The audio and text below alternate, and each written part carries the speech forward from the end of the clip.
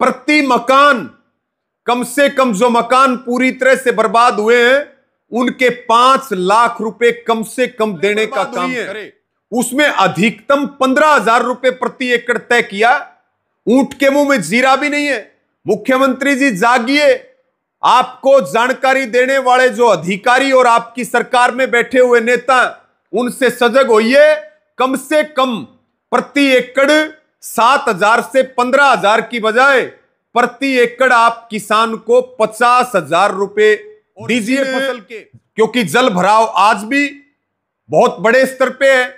तो जिन खेतों में इस रबी की बुआई नहीं हो सकती, उन किसानों को कम से कम 2 फसलों का 1 लाख रुपए मुआवजा आपको देना। गांव में स्वास्थ्य संबंधी कैंप पशुओं के और आदमियों के अलग अलग लगवाए जाएं।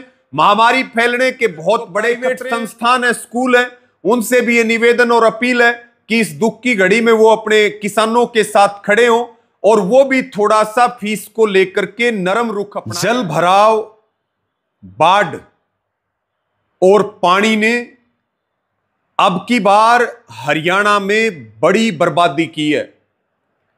हमारे पड़ोसी राज्य पंजाब, दिल्ली से लेकर के उत्तराखंड और जम्मू कश्मीर तक में बाढ़ ने बड़ी तबाही मचाई है, लेकिन केंद्र की सरकार ने उन राज्यों को कोई विशेष राहत पैकेज नहीं दिया।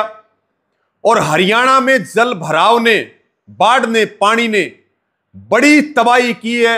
हरियाणा को भी कोई स्पेशल पैकेज केंद्र की मोदी सरकार ने नहीं दिया, लेकिन हरियाणा की सरकार ने जो मुआवजे का स्लैब जारी किया है, उसको देख करके हंसी आती है कि हरियाणा की सरकार अपने प्रदेश के आम जनमानस से लेकर के और प्रदेश के किसानों और मजदूरों के लिए कितनी चिंतित है।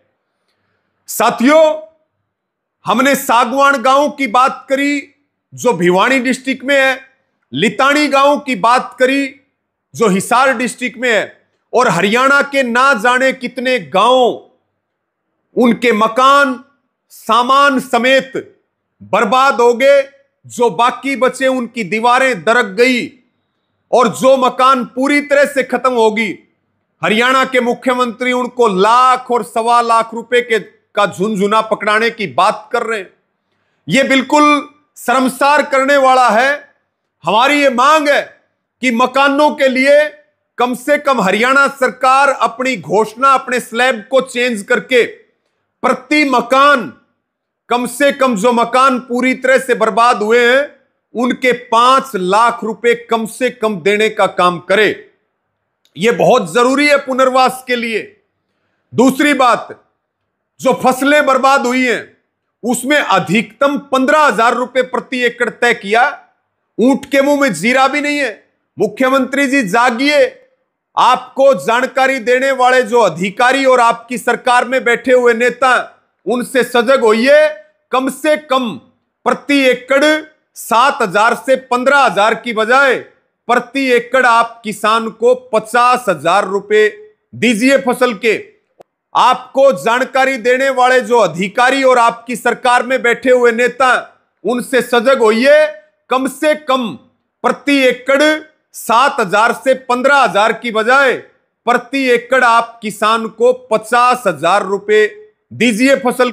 बहुत बड़ी बर्बादी हुई है, मकानों के साथ, खेती के साथ, पशुओं का बहुत बड़ा नुकसान हुआ है। तो सरकार की यह जिम्मेदारी है, और हम सरकार को यह भी कह रहे हैं कि इन गांवों की या इन किसानों की कम से कम 1 साल की बिजली मुफ्त की जाए, और इनका 1 साल का लोन का ब्याज भी सरकार माफ करे। तो सरकार की यह जिम्मेदारी है, और हम सरकार को यह भी कह रहे हैं कि इन गांवों की या इन किसानों की कम से कम 1 साल की बिजली मुफ्त की जाए, और इनका 1 साल का लोन का ब्याज भी सरकार माफ करे, और पलायन रोका जाए। यह सरकार की जिम्मेदारी है। यह बहुत बड़ा मुद्दा।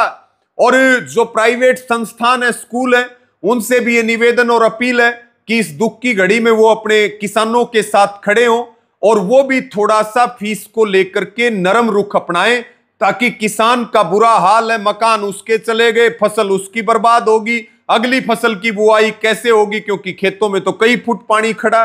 तो यह बहुत महत्वपूर्ण मुद्दा है और हम सब इन पीड़ित किसानों के साथ हैं, उनकी आवाज बनकर के लड़ने का काम करेंगे।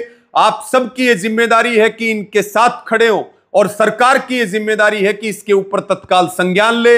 आपने मेरी बात सुनी, सबका बहुत धन्यवाद। इस वीडियो को ज्यादा से ज्यादा शेयर करें। जय जवान, जय किसान।